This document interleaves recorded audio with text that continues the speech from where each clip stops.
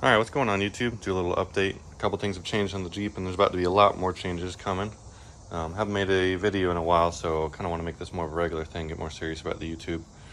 So a couple things that have changed. Let's start with the smaller things. So I did upgrade to some HKS ACOs. These are used. I got these off Craigslist, but so these are 4.5-inch coil springs. I did have a spacer in here, but I've since put these on.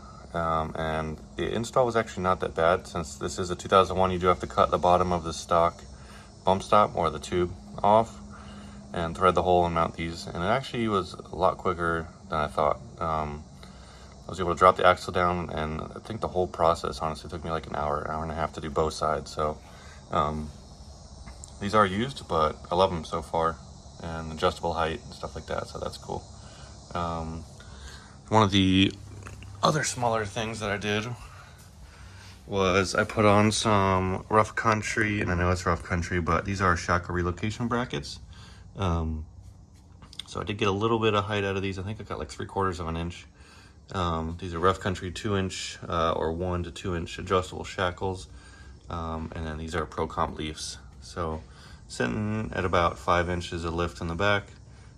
These were actually pretty easy to install, no complaints there. I did flex it out once pretty good, and I was actually pretty impressed. So they are rough country. We'll see how long they last. So far I'm a fan, and I like them.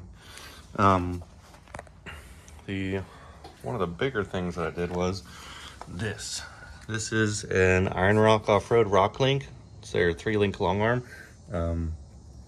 Put this in, and it's actually really nice. It is way nicer kit. I've never had a long armed vehicle or long armed Jeep, but this kit is very nice, very easy to install. Hardest thing is to actually cut off the stock brackets. I did pretty decent job. I'm probably gonna come back. I've seen some people talk about this plate right here that I didn't take off. Some people would say you kind of get a chisel under there and pop it off, and some people say you leave it. So it's cleaned up pretty good on this side. Do have to finish up the other side, so we'll see how that is. But I do have the transfer case drop in there still. You can see by this little block. So that is still in there, only because I still have the factory slip yoke. The slip yoke eliminator is literally in the mail. Should be here next day or two. So that's gonna be one other thing I slap in here.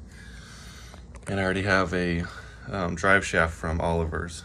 So once the slip yoke gets in here, we'll be good to go. And one other thing, you probably might have already seen, there's 2 axles back here. This is a Ford 8.8 I picked up. It's out of a 2000 or 2001 Explorer. Factory discs. You can see the axle brackets or the perches and the sway bar mounts are already cut off. I did those when I got it. Over here, all those parts right there are 488 gears. What else we got? New brakes, rebuild kit for the front. There's a diff cover in there, or sorry, rebuild kit for this axle. There's a lunchbox locker for the front and the 488s for the front as well. So this is actually going in. I also got drilled in slotted rotors, new calipers. What was the other thing? There's the 1310 mount for the drive shaft that'll kind of convert it from, I forgot what the Ford Explorer U-joint is, but to a 1310. So I'll have all 1310 U-joints, so I only have to carry one type of U-joint as spares. So this will be going on here soon. It's now the 1st of November. Yeah, 1st of November. Halloween is yesterday. So hopefully I can get all of this done by December. Would be nice. At least all I got to do is get the axle welded in, rebuild it, and then do the front, and that's about it. So pretty excited to see how things turn out. Still on 33s. We'll be upgrading to 35s here soon once all this is done. So we'll see how it turns out. I do have a trip planned to Wind Rock in Tennessee next year.